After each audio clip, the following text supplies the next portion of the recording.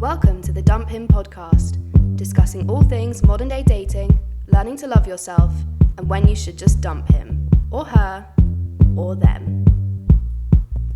Hi guys, welcome back to the Dump Him podcast. Hello everybody, I'm Kitty. And I'm Francesca. How are we doing today? I'm very well, thank you, Kitty. How are you? I'm good, thanks. We have had some exciting guests on this week, haven't we, Franks? Very exciting. I was super stoked to talk to this lovely couple. Kitty, shall we let the listeners know who's joining us? I think we should. Guys, I'd like to welcome James and Maeva from Maeva and Chelsea, if you do not already know that very distinctively named couple.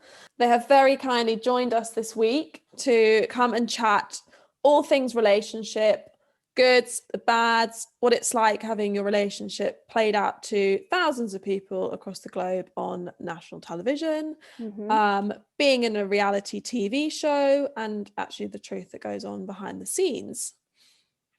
So exciting.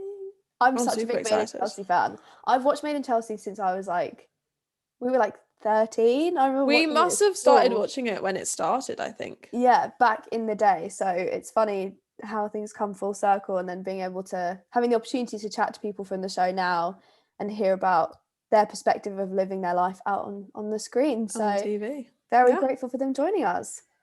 But should we dive right in? We can indeed, Kitty. Let's go.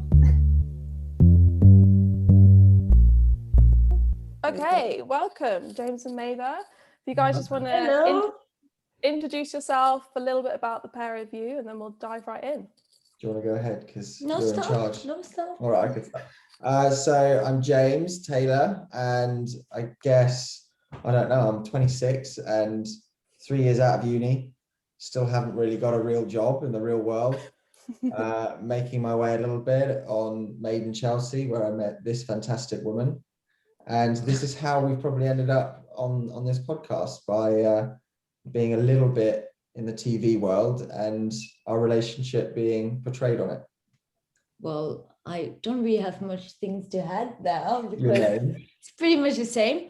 But my name is Maeva and I'm 29 soon. And yeah, I guess. She always says that. She always says that. Yeah, like you're actually 28, but she always goes like, "Oh, I'm 29 really soon." But it's like because when you pass the year, I don't know how to explain that, but when you pass the year and a half, you're 28 and a half, then you cannot say I'm 29. No. Is it just an English thing, or we say that? It must be a French thing, because we've had this argument a few times where I think we round down because we want to stay young. That's nobody wants to sound older. Yeah, no, I just feel, I don't know. You are 28 until you're 29. Okay, my name is Maeva and I'm 20. There you go. Perfect. Well, we got there. So I was thinking about it, actually, about you guys coming on, and James and I, we were at an event, God, must be coming up to 2 years ago now. And I remember you guys had just started getting together, and obviously it was maybe slightly unconventional how it all happened. And I remember, James, you were telling me, and I was thinking, oh God, James, why? This is not sounding like it's going to end well. Mm-hmm. And you literally turned to me and you're like, you know what, Kit, I'm doing it because I really, really like her. Oh. And I was like, that is the sweetest thing. And I still remember that. And I'm like, you guys, you're defying the odds in the sense of how it all happened. But also, your relationship is completely portrayed all on screen to thousands of people across the globe. So how does that actually affect the two of you? And I'm sure social media plays a part in that as well. I mean, well, that was hard at the beginning, I would say. I think it was pretty hard because, you've got your relationship in real life, but then you need to handle the TV and everything. So you never really know, things go really fast sometimes. So you kind of they put you in this situation where you need to go quite quickly to the commitment, being in a relationship. So basically your boyfriend's girlfriend now. And we're like, yeah, are we? Because, we're kind of forced, but it just, at the end of the day, it's just, I think it was meant to be like that. So it was a good thing for us. But it's not really easy though. But No, I think looking back, it's been some time now, and we've done quite a lot in between that. But yeah, to answer the question bluntly, it would be you're forced to have conversations that you would probably wait 6 to 9 months to have. yeah. But wow. I think that worked personally very much in my favor, because I was always a bit of a commitment phobe, and I would run away at the first sign of it. And almost having cameras and other people commenting so much on it makes you make a decision and stick by it. And I've always been very into commitments, so it was just perfect for me to have these conversations. So no, I think it went quite well. I was really surprised because it went really well. And now we're just at this stage where not the show, we don't care. We're good, and it's fine. It's not really stressful anymore. I mean, for me, it's not stressful anymore. So no, some of it is like, obviously your arguments and your personal conversations, they're highlighted, and it's very, it's hard to watch back when we do watch it back at certain times. Like I can switch off almost. I've got like an emotional switch, like most men, I think. And completely oblivious. Yeah, exactly. It's like, is that happening really? Okay. Yeah, really. Oh no. The biggest thing is that you have people come up to you and speak about, oh, how are you feeling? We filmed that 5 weeks ago, so like we've dealt with that. We've moved on, but then when it comes back, it's just like having a bad dream. Yeah. And when you watch it back, do all those same emotions come up that you were feeling at that time? Or is actually that 5 weeks is long enough to be like, I'm so over that? No, I think me, for example, I get a bit uncomfortable to watch back, because I'm like, oh, what we were talking about, oh God, that was so embarrassing. And then we watch again, and then you couldn't really remember what was saying during the scene. And then sometimes I can be like, I have to justify myself and be like, you know, that I'm sorry about that, by the way, because, you know, I didn't mean that, for example. And so, yeah, I get quite uncomfortable most of the time. I don't really like watching back. Yeah, she has to justify herself in most times, and so do I, because you have like, it's a 45-minute scene, maybe even a bit longer, and it gets condensed down into a couple of minutes. So of course there's little bits that they take out which have context to the conversation and provide meaning. And then Maeva sees me having a conversation with X person, and it's like, what's going on, James? You told me it was a different conversation. I was like, well, it was, but they've taken the TV's drama, and that's the way it works. Yeah. And I think also, especially like when you have cameras on you, there's so much pressure. You just think, just say something. Like, just speak. You know, at the start, I could speak for myself, at the start, yes, there was that. And I like went through a bit of a wave where I had no filter, and almost I was so naive to it all that I didn't know what was real and what wasn't, and who was playing a game and who wasn't, and all of that crap. And then through the middle, I was like, all right, there's tactics to play here. And then I've come out the other end. Now I'm just like, don't give a fuck. And if the camera, if someone wants me to say something, or they want me to react in a certain way, I'm like, no, I won't do it. Yeah. Or we do it, but we make sure that we're good and we're on the same page all the time. Yeah, routine. Yeah, it's the only way to do it, I think, to have a relationship on camera, is to be like blindly trust. That's what we've said to each other a lot. Yeah, when I think, go on, Frank. Sorry, I was going to say, is it ever weird having those like arguments happen on screen, and then knowing that all of your like friends and family are going to see it, when they wouldn't normally see those conversations if you were not on camera? For me, it is. I know you don't really care about that. Well, no, it's because my parents have like stopped watching it, and family members. Yeah, and my parents, they don't understand English, so it's fine. No, but sometimes, no, I'm more worried for his family.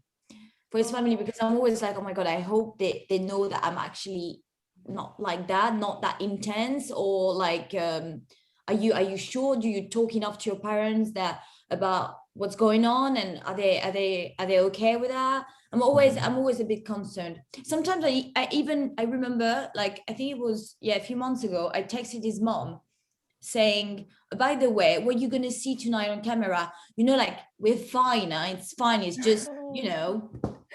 But it's, yeah, I just want to make sure that they're okay with that. I don't want them to think I'm a monster or something. No, like they that. definitely don't. That's what I find the hardest though. Like my closest friends and family, that's the people I care about. And I know there's fans out there and people that avidly watch it, and people have opinions, strong opinions, and they post them on Instagram, Twitter, and all of that. I couldn't care less about their opinions. It's more how I'm portrayed and how my friends and family see me. And then when they ask me a question, it's like, that's not you, or why did that happen? And then I have to explain, and then it's a conversation of like, oh, come on, I've been doing this for some time. It's just, it's the way the cookie crumbles. Yeah, So just take it with a pinch of salt. And that's literally my attitude to life. yeah. Do the comments on social media, I mean, you know, you all get a lot of them, but does that ever get to the point where you just think, oh, I've had enough? Or do you just have to put it to one side and just ignore them? Well, I mean, that's interesting to talk about that, because recently I was really affected by that. And it was actually the first time I was actually, oh no, this is really not nice. And I felt really not okay about it for a few days. And then you obviously have to move on quickly, because it will happen. I mean, people, they love you, they hate you, and it's always like that. So yeah, sometimes it's not really cool, but you just try to ignore it.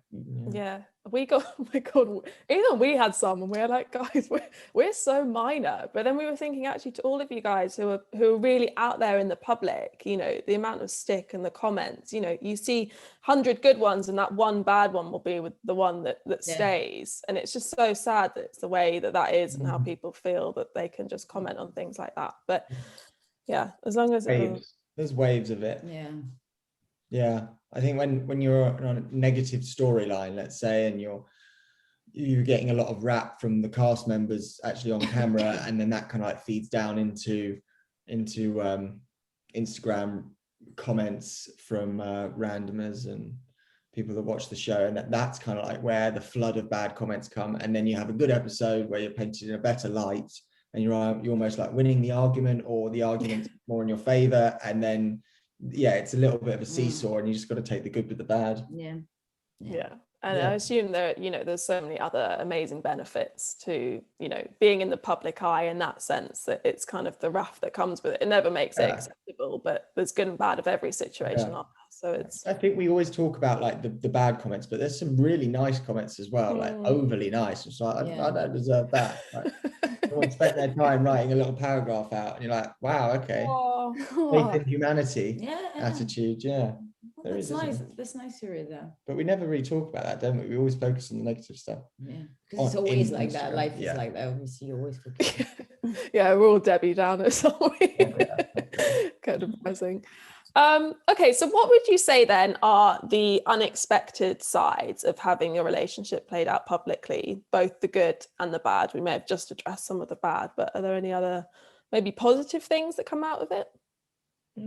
Well, positive things, a lot. I mean, just like, I think it's, I don't know, at the minute, I've only kind of realized that over the last week speaking with some close friends, but it's almost like it's a bubble that it will burst sometime, but it's nice to be on the ride, and being like, it is monetarily quite a good platform, and the amount of work you have to put in for the amount of cash sometimes it's crazy. It's better than working a full-time job in that respect.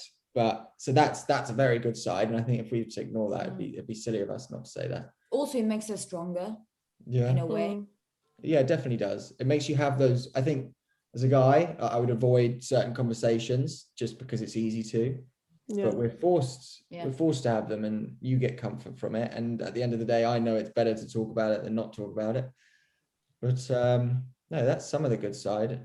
And it is, to be honest, it's a bit of an ego boost when like, it's always outside the M25. If you get like, oh, can I have a picture? Or can you sign this little thing for me? And you're like, really? You watch that? Like, and you want that from me? Like, it's a nice feeling. It is a little bit of an ego stroke. Oh, that's really outside the M25. It is literally inside the M25. Nobody gives a shit. Oh, best. I think it's that London, like, I'll notice you, but I won't make it known. People in London are too cool. If you get outside, there's less shame. I was talking about this with a friend actually, I think the Harry and Meghan drama. But the paparazzi in London, it's not a thing. Like the amount of people that you walk past that are actually really famous people and you have absolutely no idea, because unless you directly recognise them, it's like, okay, yeah, that person. Like, Everyone's dotted around. So You know it's what, just though? within our, like, I wouldn't say friendship group, or like a couple people removed, it's so organized, the paparazzi in London, because someone can call someone and they'll be a part of a magazine that's got a pap, and they'll be like, I'm here at 5:45, come get a picture. So then they can put it on their Instagram. Like it's very, makes me retch a bit, but if that's the way it works with press, then good luck to them. Yeah. Bit Got more the speed dial. and less like, oh my god, there's a camera out there, I've got to look great. Yeah, weirdly enough, I've got a full face on a makeup to go to the supermarket. I look great. Oh, weird. The gym. Yeah, it's kind of odd. That's what happens. Oh, bless. There's a few people that do that. Weird. I feel a bit bad asking this, so if you don't want to answer it, please go ahead. But is there It's a great way to intro a question, by the way. Really like build you, like set yourself up for a fail. Yeah, I normally get this with every guest. There's like that one question that even I feel bad asking. Okay. But is there anything you guys would do differently looking back in how you got together? I think I would have got with you sooner. Oh, that's cute, but yeah. That's so sweet. Maeva, take it. No, for sure. I've never said that. No. I've never said that either. Because Really? I was just thinking. Hold on. What do you mean sooner? Because we pretended this friendship. We had a really close friendship for like 2-ish months. And we were like wanting to hang out with each other all the time and make excuses to hang out with each other. And I used to drive her to filming. And basically, I said this last night at dinner with a couple of friends, where I would like make a 4-hour journey round trip to go get my car from Cambridge to then drive her there, because it would make her life, but she'd never know any of that. Yeah, no. And it was all just to spend like an hour with her. I thought it was really cute. But why we didn't get together as soon as we did was because of... Was it the question? No, it was like... It was if you would do anything differently. For me, nothing, because I met you. That was a perfect time for me to meet you. I was going through like some bad stuff in the past before, so I was starting the show. I think it was a perfect moment for me to meet you. Then we took our time, because it was meant to be like that. Yeah, I didn't want to rush anything. It was already like the Chelsea was rushing things already, so it was a bit. I have no regret. It did happen organically. And we've been talking about the show so much, but when we knew we were very serious with each other, it was like, right, we need to get out of this. It can be very toxic sometimes. And that's what led us to move to France. Yeah.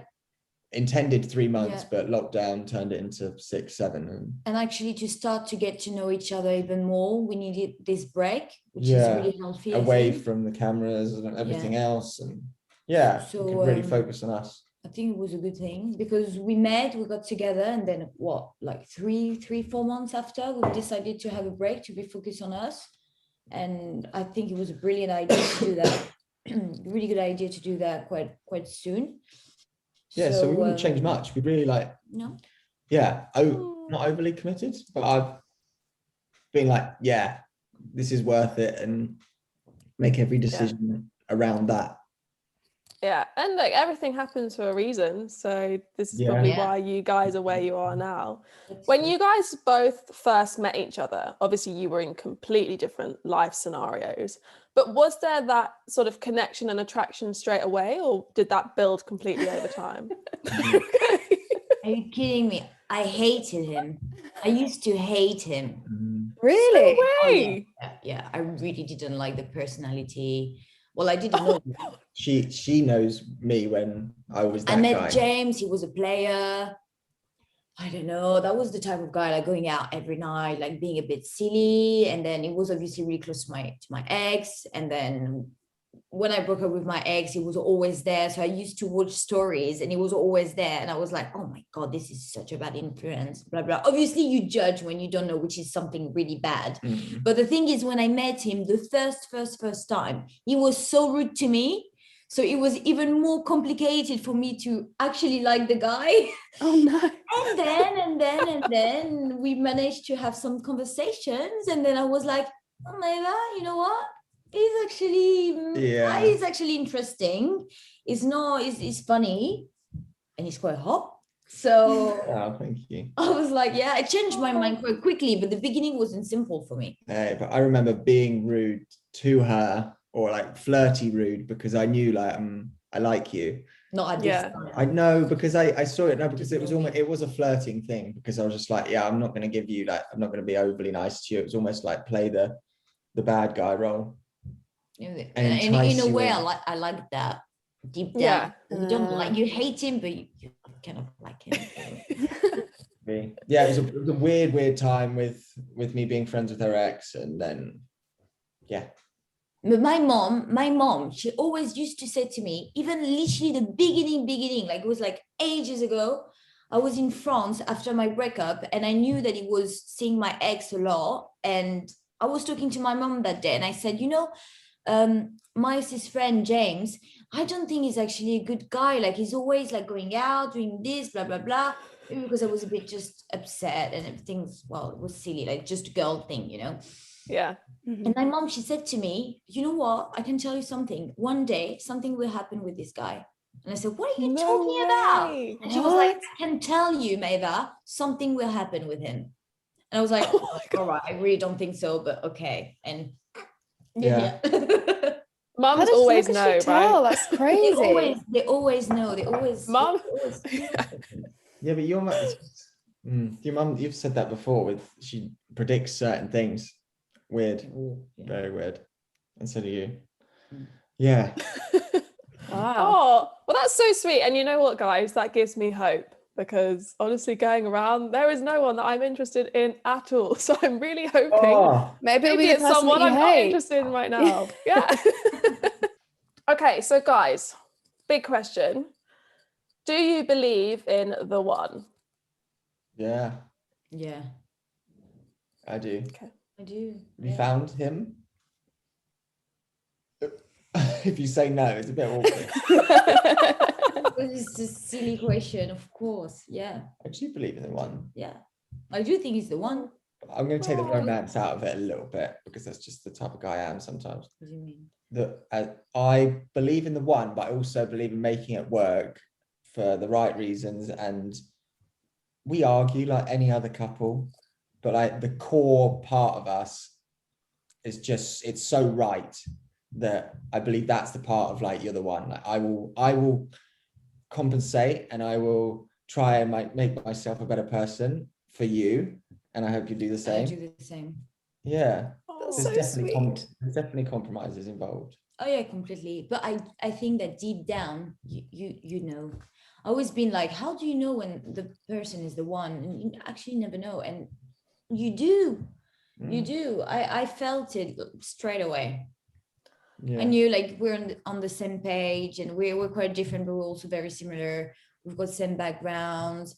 We just like, yeah, that was actually when I knew. And we get on, like we're friends as well, and it's just, and everything was just easy. And it's a big thing, and that's why, because of those things, for me it was clear in my head that you were the one. It was when I met your family, and then our families met for New Year's 2020, and that was when it was just like, yeah, she's a good egg, we've got similar morals, values, and our families get on, and we're like, yeah, that's the right one. Oh, that's so sweet. Thanks, guys. It's so nice to have like a couple, like a happy couple on the podcast, because obviously we come from a very single standpoint a lot of the time. We're like relationships, and we've been wanting to have a couple on for a really long time to like get that perspective on it. So it's so nice to have you guys like happy. I did find like I was like reading the title, the Dumping Podcast. I was like, shall we do this? Bye, James. James, surprise. Okay. Yeah. Well, we still want to kill each other every day, but Yeah, No, well, every 2 days. yeah. I learned to deal with your Latino side, and yeah, we get on with it. So what would you say are the biggest compromises that you guys have had to make? You know, Sorry, stumped you there. I don't have any. Okay. It's just, it's just like a routine. It's life thing. Like, yeah. I know that I have to Compromise. tolerate you, as you said. What did you Tolerate, say? yeah. I know. Just put up with him. Days ago, and I was just, I'm a guy, but I'm pretty clean, but she's like clean freak. Yeah, but it's like, OCD. it's a couple thing. Come on, like when you live with someone, you're obviously gonna have some little cat fights about, oh my God, can you please help me with that? Are you messy? All this, all that. It's not like really having an argument. But that day I was quite on edge, and because of some reasons. And obviously you came back from work, and I wasn't nice to you. And I'm sorry about it. But I think I would say maybe that, but otherwise, really nothing. Everything is just.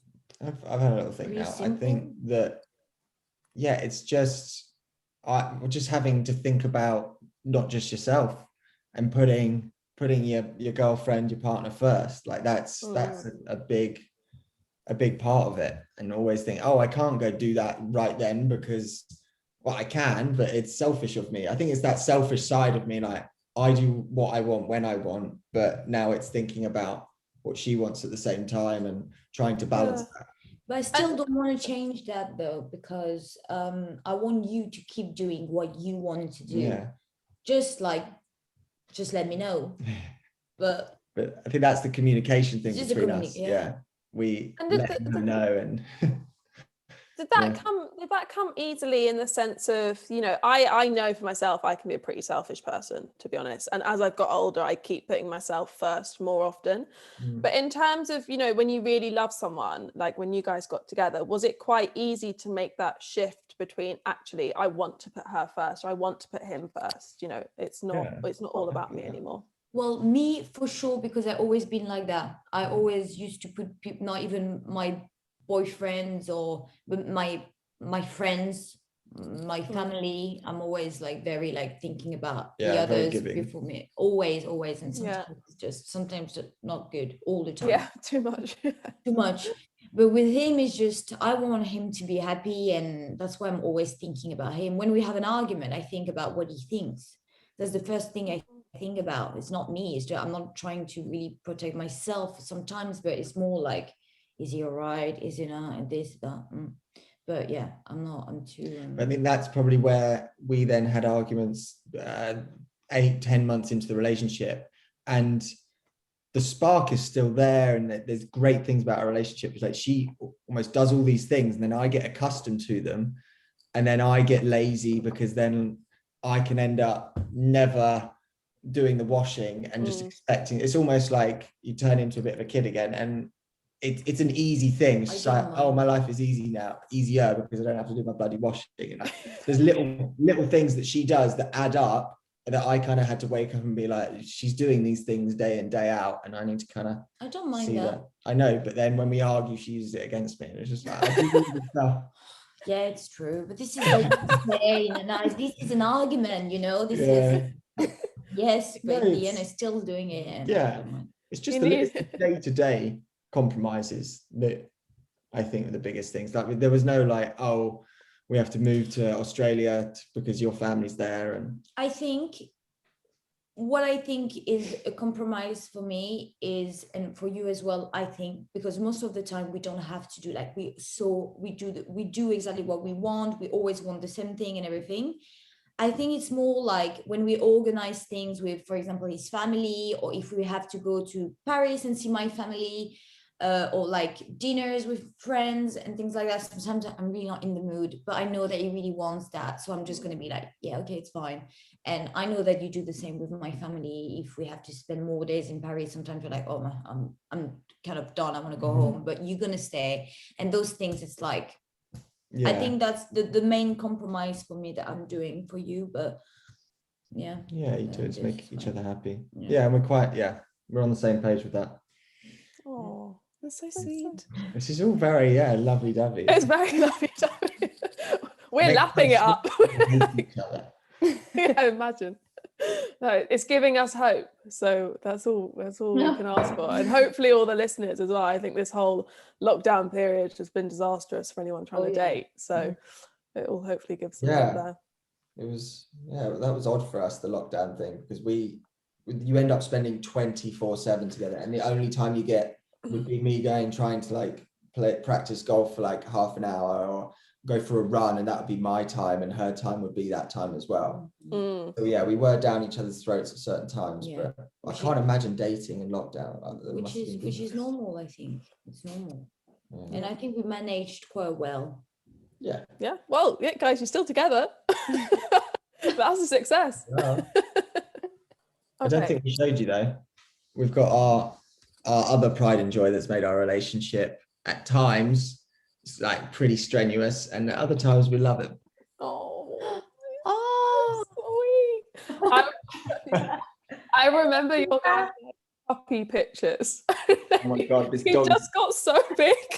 Look at him. So cute. Whoa. There he is. Cute thing. Yeah, he has got big, like 27 kilos now, isn't he? So for anyone who's listening on Spotify or podcast platforms, by the way, they don't have a child, it's a dog. If anyone was wondering. Imagine. If you want to see the dog, you can watch the video on YouTube. Yeah. Here's our kid. So guys, like what's the future for you guys then? Where do you see yourselves going, either personally, as a couple, career? Any more dogs? Conversation that we need a Bonnie to the Clyde. That's Thinking about that first. No, I'm not. It's just asked that. Another dog. But top priority. This is actually a conversation that we have in our relationship more often than any other, because we're always like, okay, 3 months from now, that's where we're going to be going. Like, we're not very like goal orientated, but like we'd like to have some sort of roadmap. We like to have projects, and we know that in 6 months we're planning to do that. So the most recent one was moving to France and then back here, getting a flat together was a big thing. And then now it's the natural progression of like, well, we want to buy a house together and do that, because I hate renting and giving money to paying someone else's mortgage. I know, it's not fun. Or maybe just say that you want to buy a house with me. I want to buy a house with So no, I want to do that with a bit of a garden with the dog and all of this stuff. That's our next step. And then personally, Maeva kind of wants to. We can carry on from here. I want to your goals of what you want to do with your brand and. Well, no, I'm going to be honest. I want him to propose to me. That's my next thing before the bloody dog or before, the house. Yeah, can be. Actually, you know what? I don't know. I don't want to. That's the thing. I just don't want to lie to myself. Like, and I don't want him to have pressure. But yes, I'm thinking about that. I'm 29. You're 28. Yeah, 28. This is. I hope that will be the next thing. Sorry, but bless you. We've said, I've kind of given her this loose promise of, look, this will all happen around your age of 30. I won't be waiting too much longer. Like I've grown up a lot in the last couple of years, being with her and out of uni and all of that. But I feel like I'm ready for that type of thing, and I am. And then the things to follow. Oh, but make that like very easy as well, and not like being a pressure and being something that we have to do. Like she always says this. She's like, "I'd love you to propose to me," but it's like, don't feel pressured, don't get scared. She'll like talk half an hour about like, yeah, I'd love it, and then just completely retract and be like, do not worry. Maeva, have you decided on the ring? No. Oh no. Is that a decision she can make? I thought that was, isn't that my idea? Oh, I've got a few lined up. No, well, many girls. I know that even my best friend, she's getting married. She knew already the ring she wanted, and she showed her future husband. She said, "I want this type of ring," or "I just want this ring." Yeah. I don't care. I don't care. I just want the commitment. Yeah, the principle. And then the ring. Of course, I want it. But I don't mind. It will pick the ring. I always thought that would be like a stressful thing for me to do. Like I have to go choose it. It's just to like it, and yeah. Do you trust his taste though, Maeva? What if he comes back with one that's hideous? Not really. No, I don't. No, Just I swap don't. it. But hopefully we'll contact my mom. Yeah. No, but I don't care. Yeah, I don't care. I don't care about the ring. I don't care about the wedding dress. I just want she wants the love. the love. Yeah. Big heart, which you don't see on Maeve and Chelsea a lot of the time. You see her, the angry Maeva, but she's got a freaking huge heart. Oh, That's so you have to sweet. just Oh. keep filming with that bit. Just don't get angry with anyone, and then they'll have to show those parts. Saying that about she doesn't trust my taste. I hate following fashion trends. Yeah, well, And maybe to be honest, fashion, I like doing what I want to do, and it's become like I get so comfortable just wearing like the worst things. So no wonder why you don't really like my taste. Yeah, I lived in like one outfit for most of lockdown. That would be Yeah. my outfit. That's fair. I was Great. still in. Nice. No, but otherwise, so this, like, the house, we want to travel a lot. So we might gonna do a big trip in next year. All those things, and then my job. I think me, it's just like I'm working with my agent. I've got few projects. Just don't really want to talk about that because I feel it's a bit bad luck now, and especially that nothing's going on. It's not that nothing is going on. It's such a long process. Yeah. But just the routine. Nice. Sounds Do you like it's feel going like well. that time period in lockdown together has made you more like domestic and, buying the house and the dog, or do you think you'd be at that stage without all of that time? Probably. Oh, I don't know. We probably wouldn't have got the dog. No, we would. No, we would have. Yeah, we would have. He can hear you. He's right behind you. That'd be nice. No, we got him just before the first lockdown. Yeah, And because also, hold on, we made the decision to live together before lockdown when we were in France. So it was already like kind of planned. Yeah. Okay. Did you guys have a pet peeve? I know I put that at the end of the email. Pet peeve. But did you guys have one? What is it? Like something that I annoy you. What's most annoying? Or it can be in general, actually, to be honest. Oh, okay. We started it as a little series just to complain about stuff, to be honest. Okay. But let me know when you have one ready. I've got to do my little jingle. Yeah, I got loads. Okay. Not just about me though, like your pet peeves in general. What I just like what Like I don't like. black socks with white shoes or some shit like that. Is that Yeah. Yeah. more personal? Okay, your jingle, go for Okay, it. my little jingle. Do-do-do-do. Pet peeve. That wasn't very glamorous. I was expecting a little bit more. I'm not gonna lie, all the guests get really excited for it, and I think they're always disappointed. So Yeah, that's probably your angle though. That's stand-up comedy at its best. I've bigged it up. Yeah, you've led us down the rabbit hole and then given us that much. Okay. It's impressive though, because she's sung that for every guest that we've had for so many episodes now. Yeah. Just no shame, just sings. No shame, Yeah, shameless. that's great. I like that. I love it. That's my pet peeve, people having shame. Like, just don't give a fuck about what anyone thinks about you. Nice. That's a bit deep. My pet peeves are different, but what are yours? I really can't stand clumsy People, yeah. clumsy people. Oh, okay. I hate that. I bang into her a lot of the time. Oh. Maybe it does that. My mom does that. Like even when I walk on the street, like being around people, like being like just I hate it. I really don't Or like if I'm like taking my shirt off and then I'll like hit her with my elbow. That's happened a few times. I think I'm not clumsy. I just get lazy, and you think, oh, okay. Oh, I don't need to lift my arm. No, I really don't like that. That is one thing I don't miss about before COVID though, is like being in a bar and being jostled everywhere. I hate people bumping in. My pet peeve is about driving, because I've just driven so much over the last couple of months. It's about people not being like, you get angry drivers, but you get like selfish drivers. Like if you're in the wrong lane and they don't let you in, I like turn into this like road rage, and I'll just be like, it honestly pisses me off to no end. And I'll be like in the wrong lane and I'll try and get in, and then someone will purposely like not let you in and almost cause a crash. That's my pet peeve. Selfish drivers. Yeah. Yeah. It's always van men as well, like Yeah. white van men. They never want to let you in. Or women or men doing the school run with their like oversized SUVs, and They're late.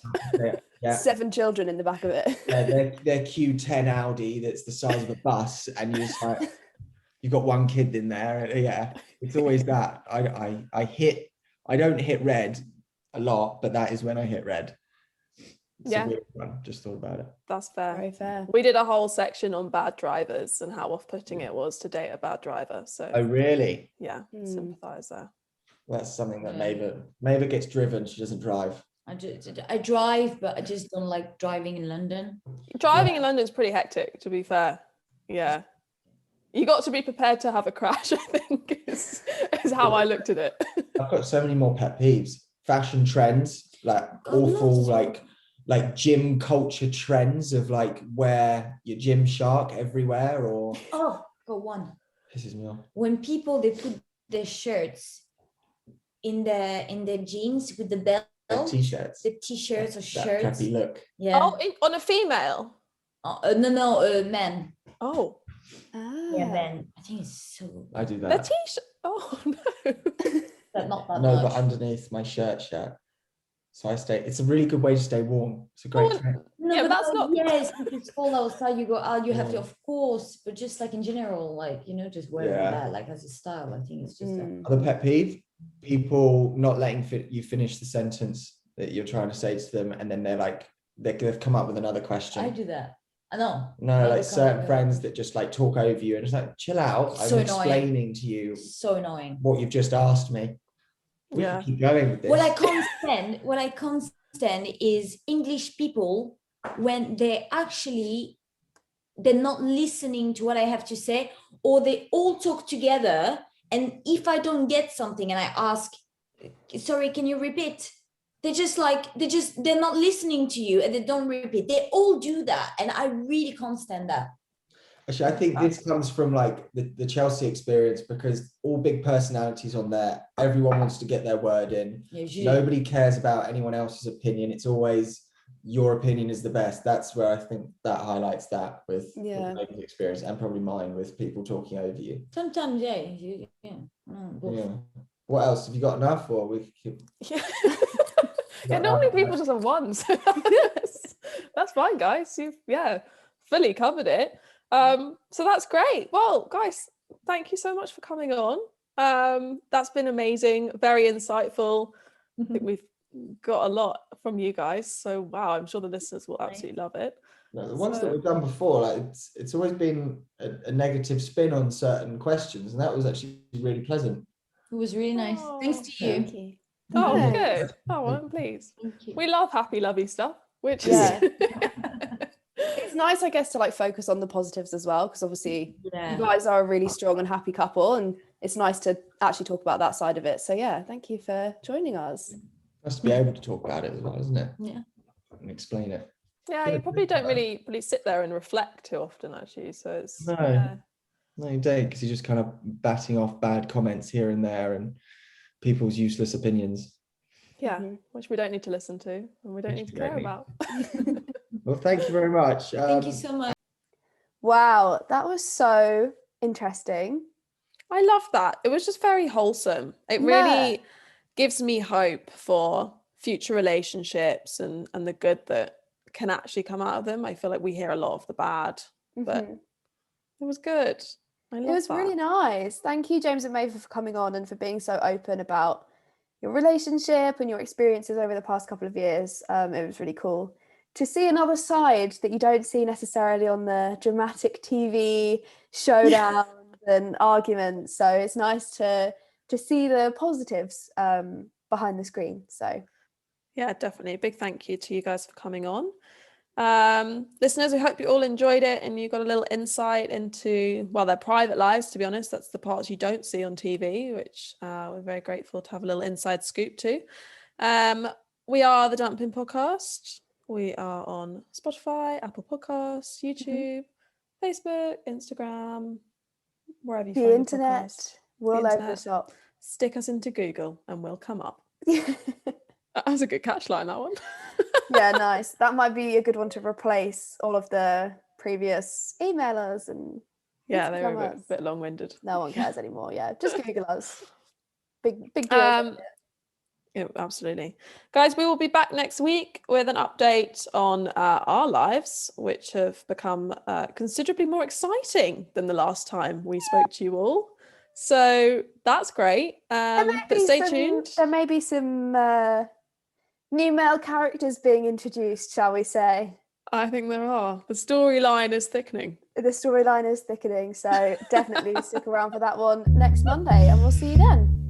Bye, guys. Thanks, guys. Bye.